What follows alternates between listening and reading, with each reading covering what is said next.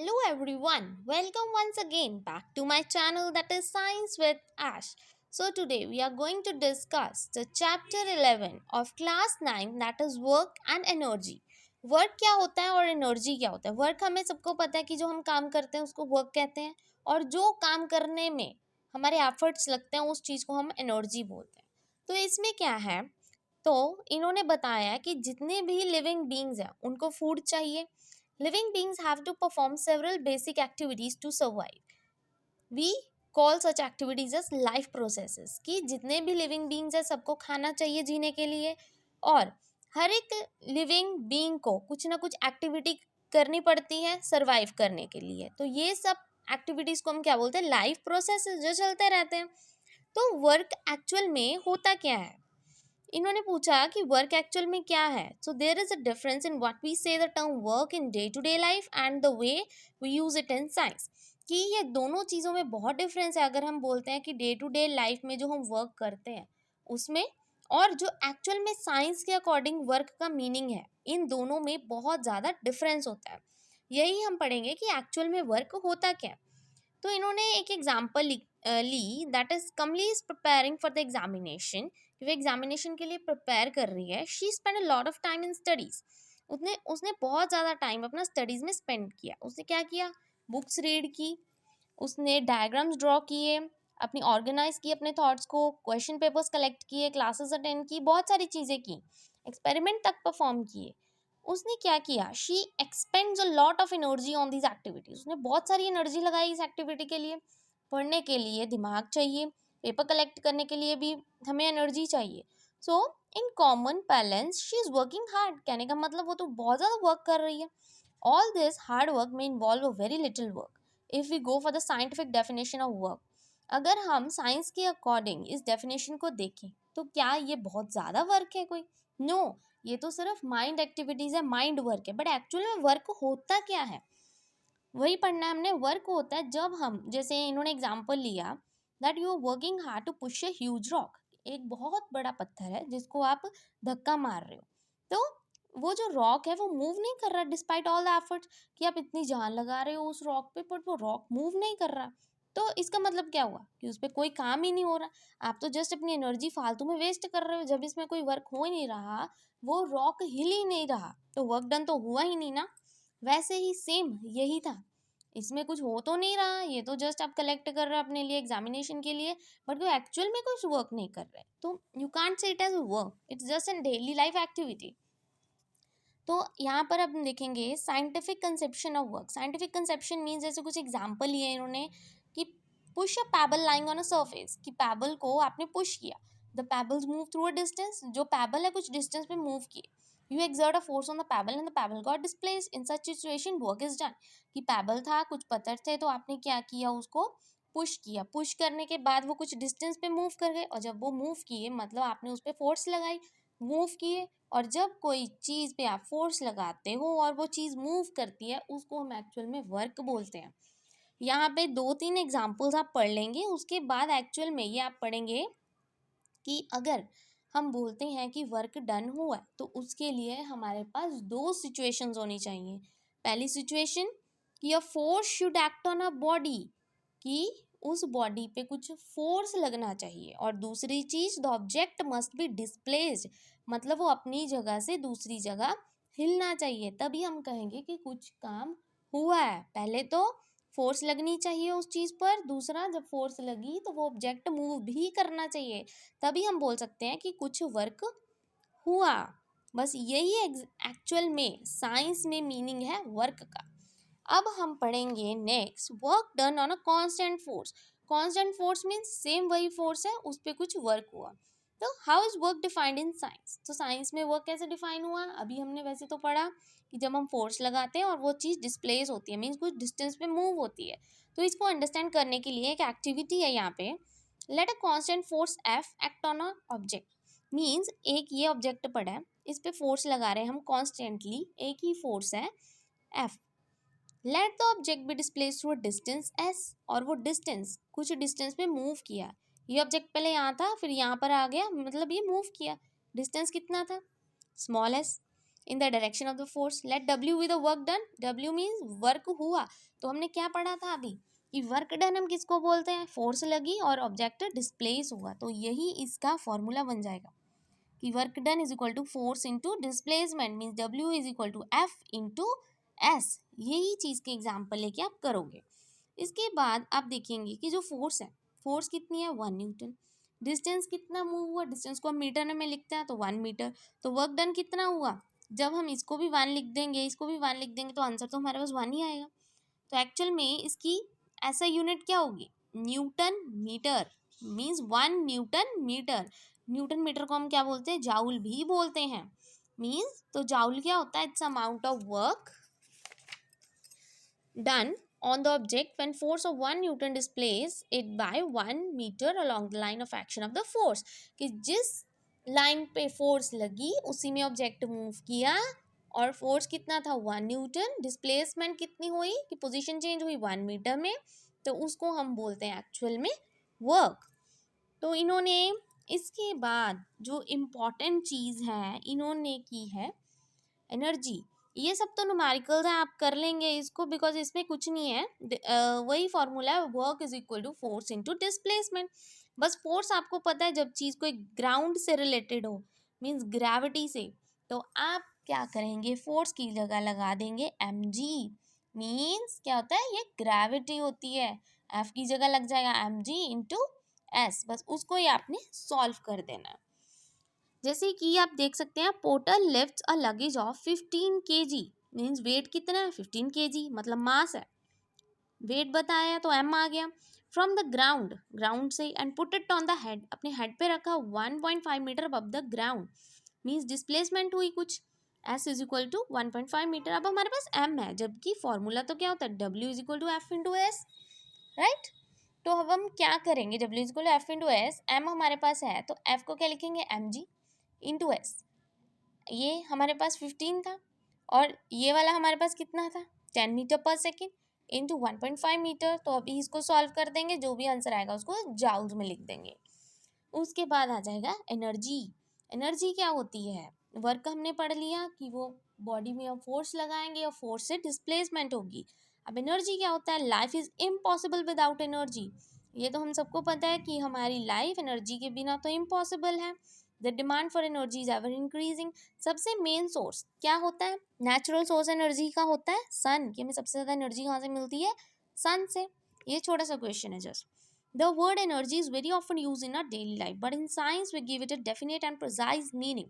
कि हमारे daily life में देखा जाए तो एनर्जी वर्ड तो बहुत बार यूज़ होता है, बट एक्चुअली साइंस में इसको कैसे बोला जाता है, कि इसका मीनिंग क्या है. Let us consider the following examples. कि कुछ एग्जाम्पल्स हैं. When a fast moving cricket ball hits a stationary wicket. कि जब बॉल विकेट को हिट करती है, बजती है विकेट पे जाके, तो विकेट है तो वो क्या दूर गिर जाता है, थ्रोन अवे. सिमिलरली जब ऑब्जेक्ट को कुछ हाइट पे आप रेज करते हो, gets the capability to do work. You must have seen that raised hammer falls on a nail placed on a piece of would.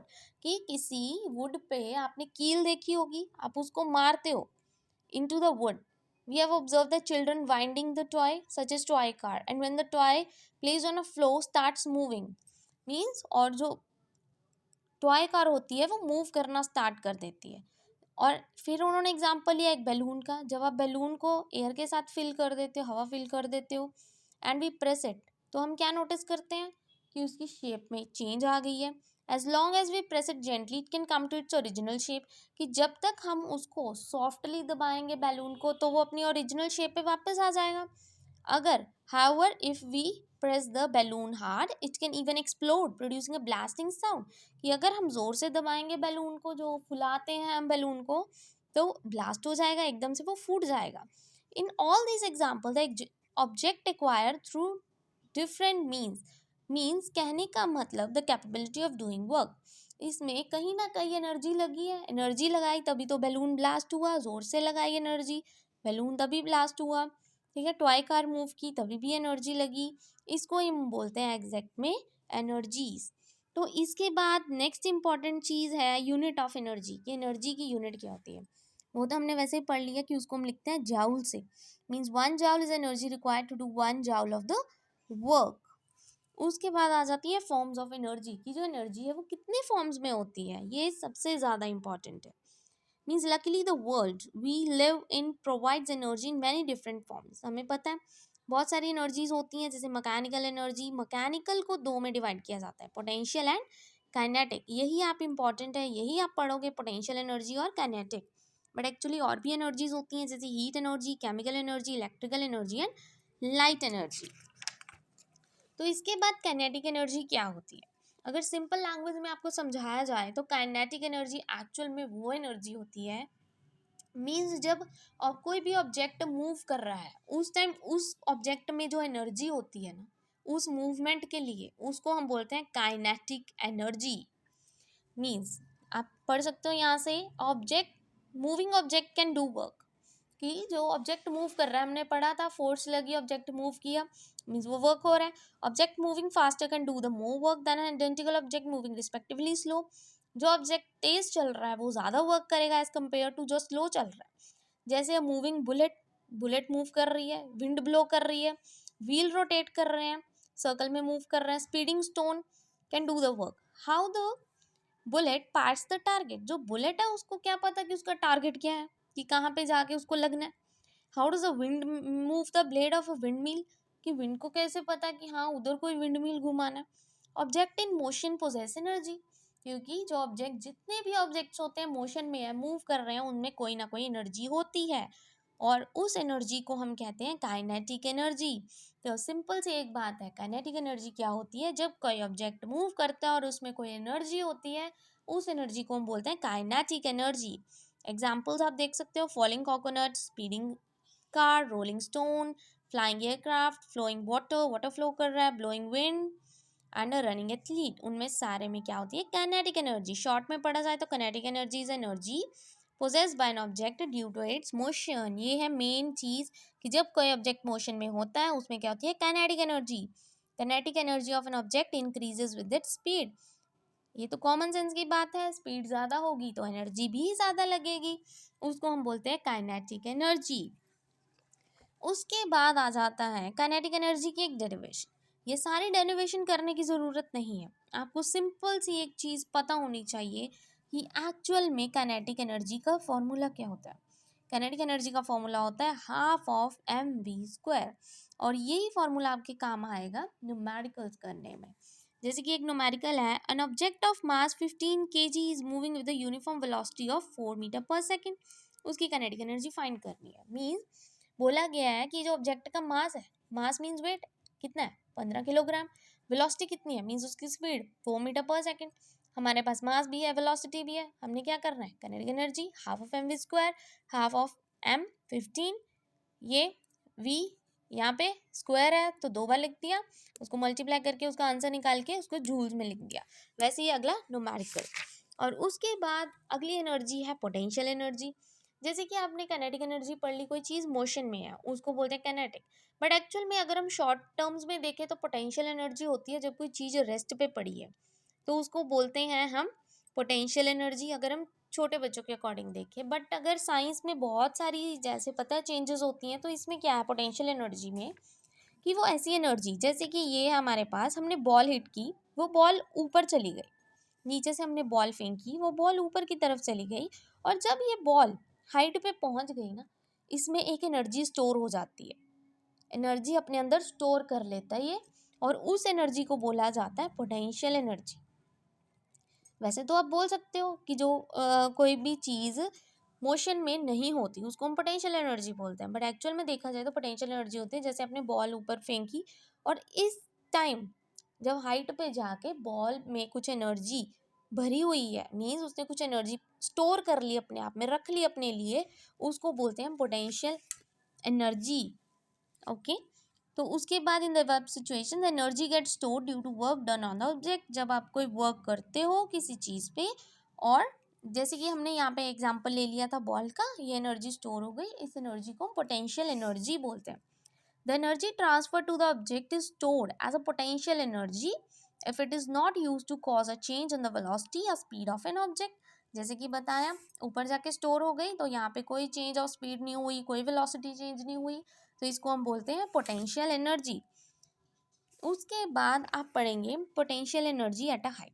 जैसे कि आपने काइनेटिक एनर्जी का पढ़ लिया, ये भी पोटेंशियल एनर्जी का आपने क्या करना है, जैसे कि मैंने आपको बताया कोई चीज़ आपने हाइट पे फेंकी, तो इससे ही आपको समझा देती हूँ, बॉल का एग्जाम्पल थोड़ा ईजी होगा। यही चीज़ आपने मीन्स ये बॉल का कुछ मास होगा, उस मास को हम एम लिखेंगे, ये कुछ हाइट तक गई, इसको हम एच लिखेंगे, और ये वापस भी तो आई, मीन्स ग्रेविटेशन भी लगा। तो इसका फॉर्मूला, अगर आपने पोटेंशियल एनर्जी का फॉर्मूला लिखना है तो इसको लिखेंगे हम mgh। बस इतनी सी चीज़ रिमेंबर करनी है। काइनेटिक एनर्जी का फॉर्मूला होता है mgh, क्योंकि जब वो ऊपर गया उसने कुछ एनर्जी स्टोर की, पोटेंशियल एनर्जी मीन्स कुछ हाइट पे गया तो h, और इस बॉल का कुछ मास b होगा, इसको m लिखेंगे, और ग्रेविटी में वापस भी तो आएगी, ग्रेविटेशन तो लगेगी इसमें, तो इसको हम g से डिनोट करेंगे। ये होती है हमारी पोटेंशियल एनर्जी। तो potential energy is a work done is equal to force into displacement. इसका फोर्स होगा mg, डिस्प्लेसमेंट कितनी हुई, हाइट कितनी मूव हुई, h, h आ जाएगा, तो इसका आ जाएगा mgh। तो इसको हम लिख देंगे एज अ पोटेंशियल एनर्जी।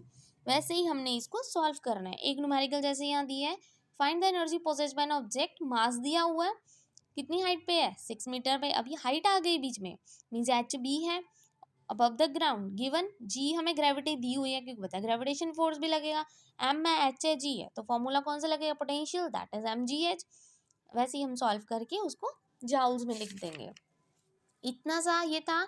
अब इन्होंने पूछा कि क्या various energies forms inter convertible, कि जितनी भी एनर्जीज हमने पढ़ी, काइनेटिक, पोटेंशियल, क्या ये इंटर कन्वर्ट हो सकती है, मीन्स क्या वो एक बॉडी से दूसरी बॉडी में जा सकती है। तो इसलिए इन्होंने क्या एक्सप्लेन किया, law of conservation of energy.